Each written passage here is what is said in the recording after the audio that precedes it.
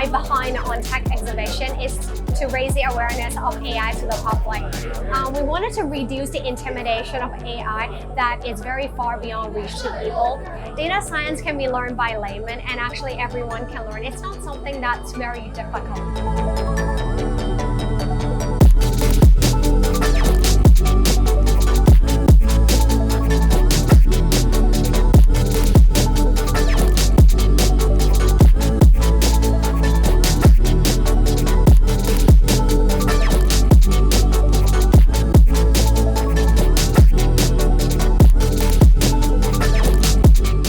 Coding is a technology and design-driven education technology company that provides one-on-one coding courses for all ages.